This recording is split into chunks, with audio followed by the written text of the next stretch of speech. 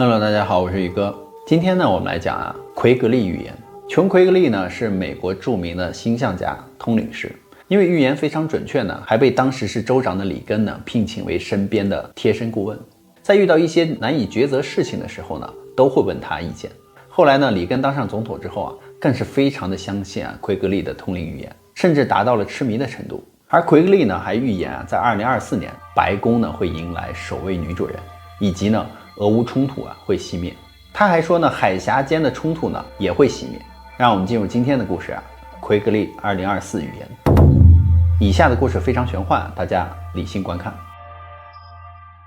87岁的美国的女通灵师琼·奎格利呢近日逝世。随着她的逝世呢，一段鲜为人知的历史呢，所以就浮出了水面。多家西方媒体曾经披露称，美国的前总统里根呢，在2届总统的任期内依靠奎格利治国。他不仅决定里根的日常行程，甚至还能够对国家的大方针施加巨大的影响。琼·奎格利呢是出生在美国的费城，直到9岁的时候才会说话。在这之前呢，奎格利的家人甚至都误以为他就是哑巴了。不会说话的奎格利呢，经常在阳台上仰望繁星，一看呢就是一整晚。一天深夜呢，又看了很久繁星的奎格利呢，突然开口呢向他的父母讲话。他就说在星期3之前呢，我们应该把家里贵重的东西都搬到院子里，不然呢会被天上落下的火雨来烧毁的。当时的父母呢很惊喜他会开口说话，但是完全没有把他所讲的话当一回事嘛，也压根不会相信天上为什么会下火雨。而且家里呢当时还决定在星期3举行庆祝奎格利开口说话的派对。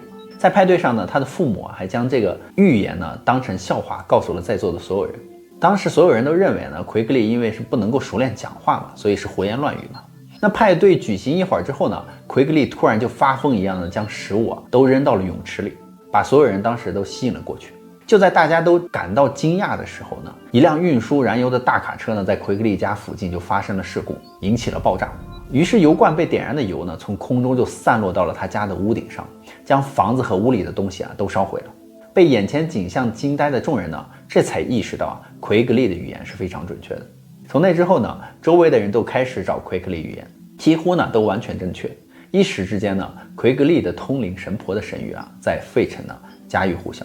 在1966年呢，里根竞选加利福尼亚州长的时候呢，当时很多人并不看好他，里根整个人都变得忧心忡忡。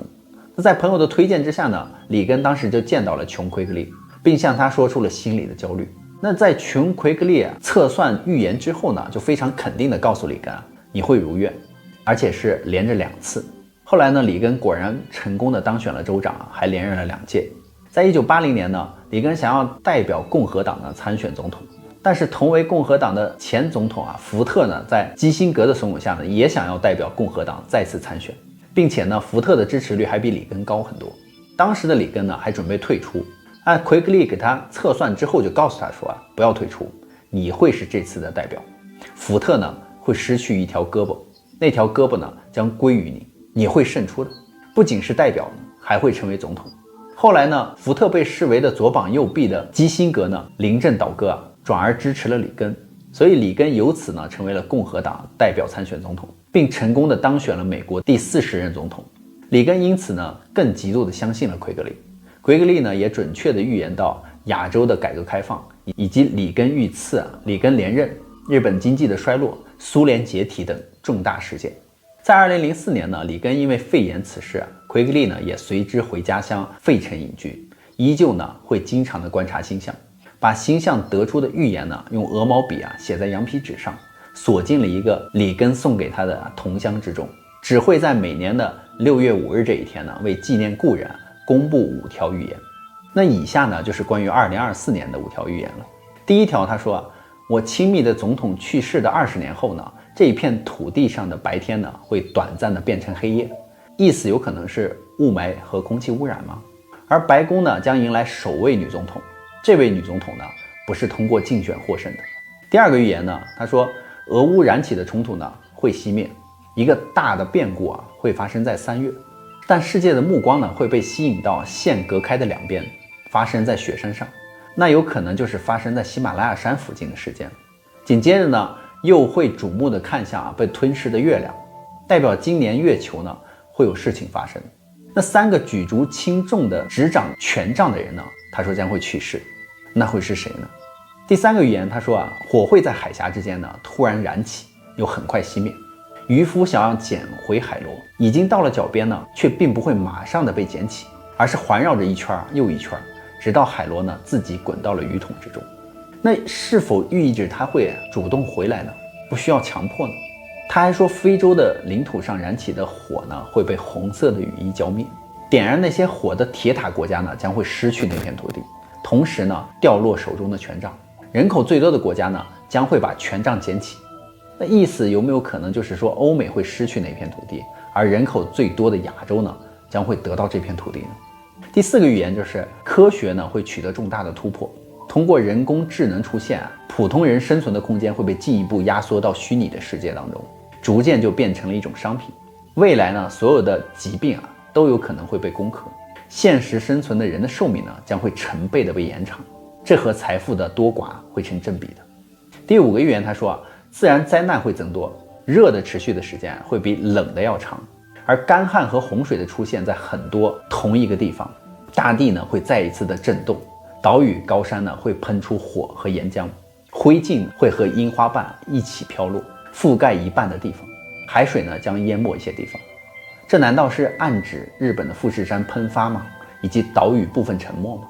他还说北极将会变得重要，更多的船只会在那边来来往往，意思就是说有可能以后北极会成为各国必争之地呢。奎格利说我们每个人都有所谓的通灵之眼，它就是我们的第六感，而我们所有人呢对事物其实都有第六感，而通灵能力这种本领呢无非就是要走出你们现有的经验，迈进更为开阔的一个视野。你觉得你的个人能够感受到的东西是有限的，能够认识到的东西呢也是有限的，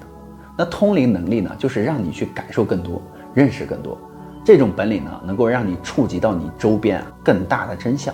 让你感知到一种不同的能量。奎格利还说要怎样才能够培养这种本领呢？他说这种本领呢就像是肌肉，你们每个人都有，不过有些人呢选择了去培养它，而有些人呢则任由它处在原始的状态，弃之不用。要培养第六感的肌肉呢，你就必须锻炼它，使用它，每天都这么做，时时刻刻的做。现在的肌肉呢是有的，但它很小也很弱它没有得到充分的使用所以你偶尔有点本能的触动呢，但你不会根据它去行动。你对某些的事情有预感，但你会忽略它。你做了梦或者有了灵感呢，但你会随它去，也很少去关注所以培养通灵能力的第一步呢，就是要认识到你拥有它，而要使用它，留意你拥有的每一次预感，你经验过的每一次本能的触动，然后呢，依照你认识到的再去行动。别让你的精神说服了你忘了它，别让你的害怕呢拖着你远离它。奎格利就说呢，通灵能力的原理就是什么呢？有3个规则。第一个就是所有的思维呢都是能量，第二个就是所有的事物都在运动，第3点就是所有的时间都是现在。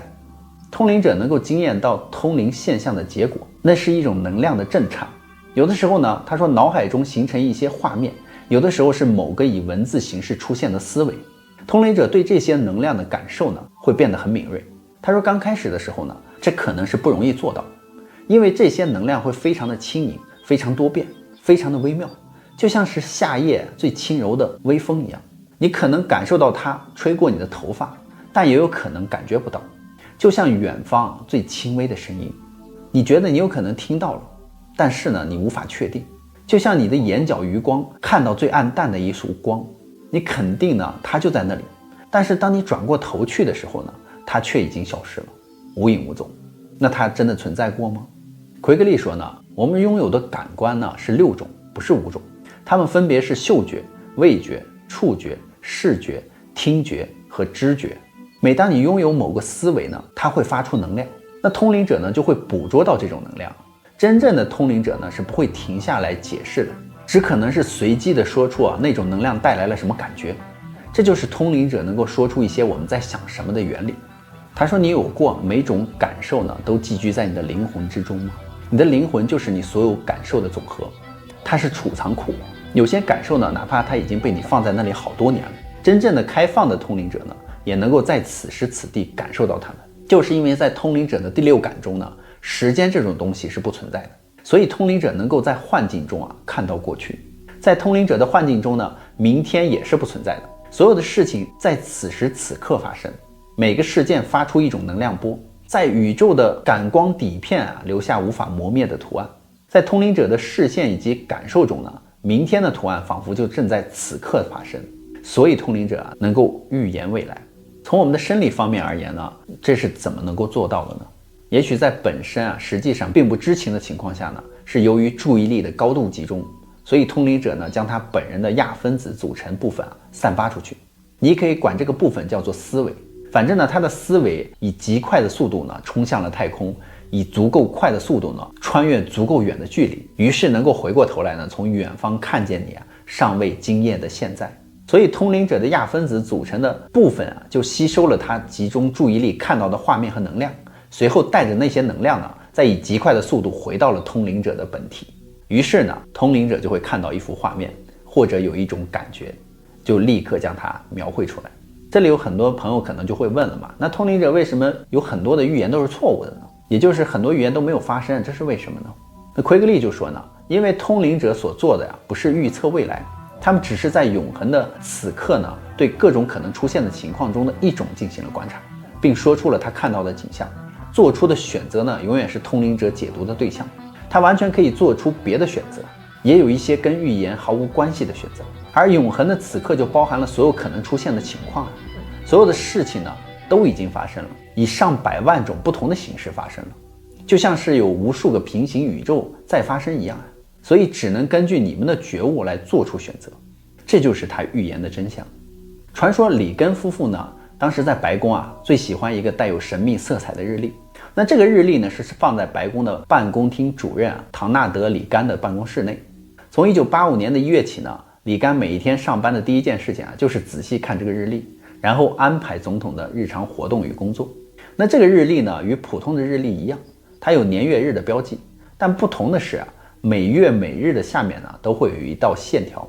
那线条呢是用彩笔来画的，有绿色、黄色和红色。这个日历呢就是奎格利应总统夫人南希的要求呢，为里根专门编制了一个预测表。他观察星象，预测了里根呢1年之中每月每日每周的下面的彩色的含义都各不一样。绿色的线条就意味着大吉很好嘛，在这个线条标志的日期内访问、演讲甚至做出任何重要的决定都能够获得成功。而红色的线条就意味着不好，在这个线条标志的日期内就不宜外出。而黄色的线条就意味着和平，所以在这个线条所标注的日期内呢就可以正常活动。因此呢，里根夫妇对他是特别喜欢，所以就将这本日历呢就交给了助手里干，要他呢根据日历所标注的线条的颜色呢来安排总统的日常活动。那后来呢，里根第二任任期上就患了结肠癌，并战胜了病魔。在1987年里呢，里根就离开了医院，回到白宫。作为总统呢，他必须要立刻展开日常工作嘛。但是出院后的1个月呢，他却待在白宫的办公室里只批文件。白宫里呢一片混乱，要求见总统的电话呢是一个接一个。当时他的助手里干呢应接不暇，但又不能做出安排所以急得团团转。原来呢是因为这个奎格利一直未将他特制的那个1987年的日历送到白宫，而没有日历呢，里干又不敢贸然的安排总统的日常活动。所以不知内情的人们呢，又责怪他办事效率极低。根据里干的回忆呢，他说虽然他因此受到了人们的责难与攻击嘛，但在白宫的工作期间呢，他一直未披露此事。里干离开白宫前呢，白宫的一位要人就问他，为什么总统的日常活动表至今还未搞出来呢？里干就说因为这个日常活动表过于受到总统夫人的星象学家的关心和青睐了。在1987年，里干无奈呢，就当时辞去了白宫幕僚长一职。后来呢，他在回忆录中从华尔街到华盛顿一书中就写到呢，事实上，在我所担任的白宫幕僚长期间呢，里根做出的几乎每一个重大的决策，都得事先同旧金山的一个女人奎格利来商量。不过当时里干在书中呢，并未披露出奎格利的身份，可见当时奎格利的影响有多大。那最后呢，奎格利的预测呢，只是根据当时的大数据的一种推论嘛，科学的方法和可靠的数据分析才能够帮助我们了解未来的走向。那么好了，故事呢，宇哥也就讲完了。